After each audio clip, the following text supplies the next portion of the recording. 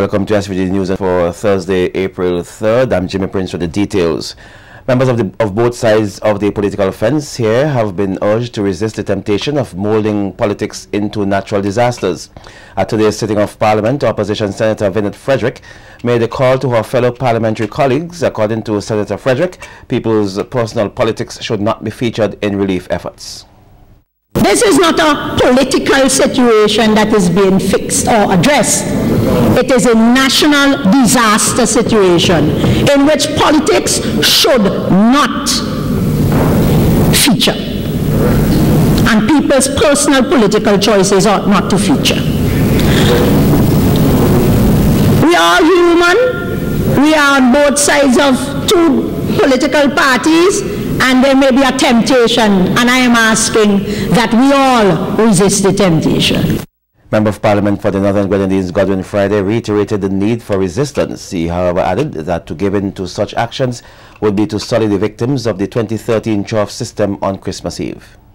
This is why, Mr. Speaker, the concerns that we raise about when partisan politics creeps into a relief effort, when the temptation is there because the election is around the corner, to use resources in a way that is inappropriate, that sullies the memory of those people who have died, we should resist that temptation, Mr. Speaker. We should honor the lives of those people who were lost. Somebody called it sacrifice yesterday. By making sure, Mr. Speaker, that we act with a national approach, one that doesn't descend into partisanship. Meanwhile, responding to the opposition members, Prime Minister Dr. Ralph Gonsalves highlighted that persons yet to receive relief assistance have not been omitted based on politics. The Prime Minister outlined that some persons have not received assistance from since Hurricane Thomas in 2011, but it has nothing to do with partisan politics. It is not every case where someone does not get some assistance does it mean that it is political discrimination. There are cases where persons are in need and they have received no assistance or insufficient assistance, and it has nothing to do with politics. Small businesses that have been affected by the December 2013 trough system will receive special assistance from the government to get their businesses back to a state of normalcy. While delivering the 2014 supplementary estimates on Wednesday, Prime Minister and the Minister of Finance, Dr. Ralph Gonsalves, said $1 million have been allotted for small business support. Dr. Gonsalves says that this specific small business support project will be funded from monies collected through the Relief Fund. One of the mistakes that we have made all the time in this country, previous governments and ourselves, we never paid sufficient attention to the small business persons who suffered because they tended not to have insurance. And I made the statement early, I want to put aside some money to see if I could help them. A man who loses a van in a bakery, for instance, somebody who piece of equipment gets damaged, and so on and so forth. And the reason why it's there, it comes under broadly industry, agriculture and industry. Prime Minister Gonsalves also indicated that $1 million have been assigned for reforestation. It's going to take far more than that. But we are beginning. And we have to do work in 2015 and 2016. And we're looking for more money in that regard and technical assistance and the like. The Farmer Support Program under FAO is $800,000. That is to support farmers in the affected areas. It will help with some direct assistance, but with a number of industry-wide matters. It will help with small ruminants, it would help people with animals, it will help with some inputs, but help with other things. That's the FAO. And I told the FAO that I consider that just a down payment for what I expect to be more money coming next year. And opposition leader Annim Eustace is questioning whether the government can achieve what it has set out to do for the year with a budget of almost $1 billion. Because nothing has been said to date. so far today, Mr. Speaker, as to what will happen to those other projects which we may not be able to implement because of the implementation of the recovery measures. That is very fundamental, you know, and very important. But we had targets in mind when we established the original budget of $911 million. We had targets. We had a capital program of 257? Yeah, 257 million. It's supposed to be larger now, according to this. But as the Prime Minister himself raised the concern, what about implementation capacity? What about our ability of the administration to in fact carry out the program, including the supplementary appropriations? Mr. Eustace says there are still a number of unanswered questions on the implementation of the projects listed in the capital budget. You already have heard that, for instance, the Leeward Highway has not yet started. We can't wait until the rainy season to start it. So, will it be done this year, or will it be done later this year? Or are we going to concentrate strictly or mainly on the implementation of the storm damage? These are fundamental questions that we have to determine. I have heard nothing in the presentations to date to give me any confidence of what is the eventual budget and expenditure we'll end up in for 2014. And therefore, what is the forecast for growth on our economy and for jobs and so forth for the people of St. Vincent and the Grenadines. Still in Parliament, opposition MP for Central Kingstown, Sinclair Leacock, took offence today and asked for an apology from Prime Minister Dr. Ralph Gonsalves for what he terms as the Prime Minister's constant distraction in Parliament. The opposition MP halted his presentation on the supplementary estimates in Parliament today after realizing that the Deputy Speaker, Senator Jomo Thomas, was in conversation with the Prime Minister. According to Leacock, the Prime Minister continually walks about the halls of the Parliament when others are making their presentation. It's not a one-off, it's not isolated. And maybe sometimes people need to sit you down and draw these things to your attention. But there's a consistent distraction that not only happens like has happened on this occasion, but sometimes you're down in the strangers gallery and you're doing things that are very distractive to those of us who want to make our presentation. And I felt offended that I was speaking and I did not have the attention of the speaker. Prime Minister Gonsalves cleared the air on what he said was the perceived disrespect by him to the opposition MP.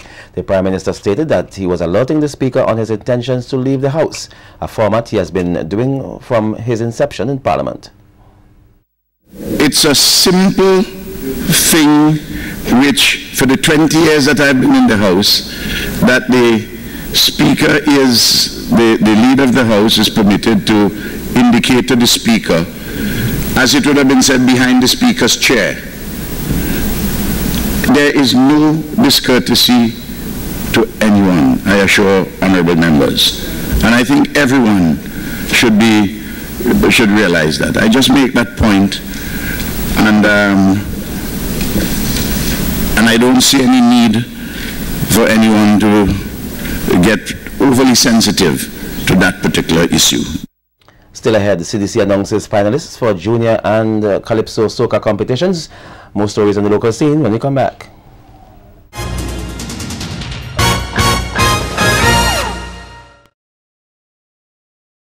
Welcome back. The finalists of the 2014 Junior Calypso and Soca competitions have been named. The battle for the Junior Calypso title in the primary school category includes Gabriella Gurley of the Fancy Government, Malik Costello of the Sandy Bay Anglican, Tia Wiley and Chachane Morgan of the New Prospect Primary, Tarina Phillips and Tayana Williams of the Brighton Methodist, Chelsea Clark of the Sandy Bay Anglican, and Christian Christopher of the Lay Government School. In the secondary schools category of the Calypso competition, the competitors are John Roy Hayward of the Chumaka Secondary, Rosha Tittle of the North Union Secondary, Norris Gould of the Sandy Bay Secondary, Shane Wynn of the Bishop's College, Brandon Frederick of the St. Vincent Grammar School, Grantleah Kane of the Intermediate High School, and Christiana Christopher of the Thomas Saunders Secondary. Meanwhile, the junior Soca Monarch finalists include Ariel Del Plesh of the Greg's Primary, Rosha Tittle of the North Union Secondary, Giovanni Collins of the St. Joseph's Convent Mariaqua, Nisha Richards of the West St. George Secondary, Delanzo Lavier of the Sandy Bay Secondary, Jasper Alexander of the Thomas Saunders Secondary, and Iran Pompey of the Sandy Bay Secondary. The finals will take place on Tuesday, July 1st at the Victoria Park. Students at the St. Martin's Secondary School are currently working on 3 information technology projects, which the head of the school's IT department, Petrus Gum, says will help the boys to develop their IT skills. Kristen John Dean has more in this report. With the aim of getting more youths involved in information technology, head of the IT department at the St. Martin's Secondary School, Petrus Combs, says the 3 projects will help the boys to learn more about IT by using what they already know to create new and innovative projects which can be used beyond the school level. Combs noted that the participants ages 12 and up have so far created their first applications. Some of them are like small video games that they can play, and they teach them skills beyond the classroom in terms of using what they already know in their everyday environment to come and create them here digitally on the computers. One of the biggest things that we are looking at is why developed countries' children or young lads are creating these applications, and we have kids here who have the same skill level but not getting into that field. And one of the things is exposure, and we started it here and want to get it out there to the general public as well later on in the year as we go by. Combs expanded on the 3 projects, which includes a heritage quest and robotics. And in doing so, he's able to incorporate various aspects of St. Vincent historical sites and make it a challenge for a young person to create an interesting way of teaching youngsters about learning things about St. Vincent the Grenadines. So we're getting them into the field of artificial intelligence and getting them interested in higher level of programming than what is being offered at the CSEC level. So here we have a robot unit that they created from scratch based on a blueprint, and we have the other parts on the desk over there that they're able to, that spare parts that they have remaining for the creation of the robot. So right now it is completed and it's programmed already. So what they're going to do is to run a simple demonstration of how the robot operated.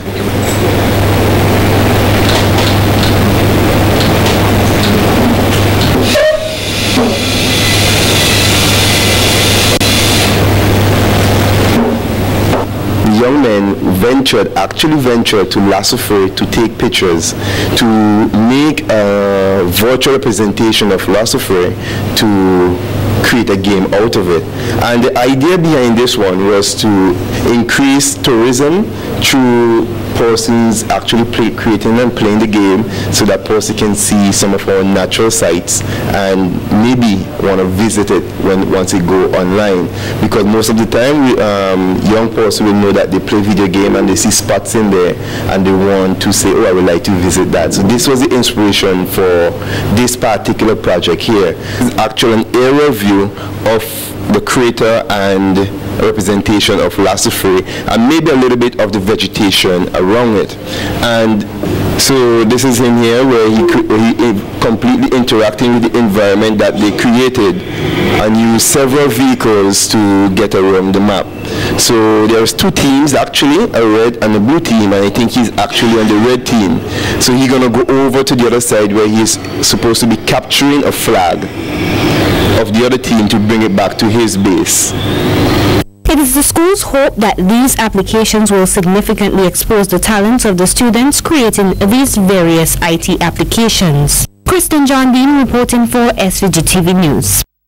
After a 4-month break, about over 100 livestock farmers across the island have regrouped for the recommencement of the Farmers Field School, a training program adopted and funded by the FAO of the United Nations.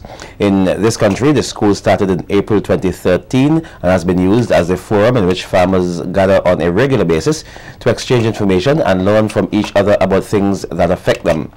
According to a release from the Communications Department of the Ministry of Agriculture, this year the focus of the Farmers Field School will be on the animal husbandry and farm management modules during the latter half of this month. On Wednesday, April 9th, there will be a workshop on animal nutrition with emphasis on silage making. This will be at Byam's Farm in Fairmont Pasture. Participants from all 5 schools are expected to take part in this session. Additionally, a workshop will be conducted in May in which the farmers will be involved in the making of goat cheese. This will be followed by another workshop which will focus on housing construction for small ruminants using local materials. The Farmer Field School is expected to come to a close at the end of June 2014. Residents of the Lewis Punnett home earlier today received a number of items, including toiletries and food, compliments the Inland Revenue Department. The donation forms part of activities to culminate Tax Awareness Month, celebrated each year in March. Today is our pleasure to present these packages with love, and we do hope that God will continue to bless each and every one. On behalf of management, staff and residents of the Lewis Punnett home, we are indeed thankful for this thoughtful gesture from the Inland Revenue Department, and we're looking forward for continued collaboration with you and trust that you will continue to keep up the good work. A dance duo from Martinique will be hosting a hip-hop dance production this Saturday at the Methodist Church Hall. The production is a collaborative effort by the Alliance Française, MD Company from Martinique, and the Ministry of Culture. Director of the Alliance Française, Vanessa Demercrian, says the show caters to all ages. The show's name is Hurle Encore, which means yelling body in English. There's also a game with the words in this title because it also means yell again, and that's about the idea that's behind the show. It is from the MD Company that comes from Martinique.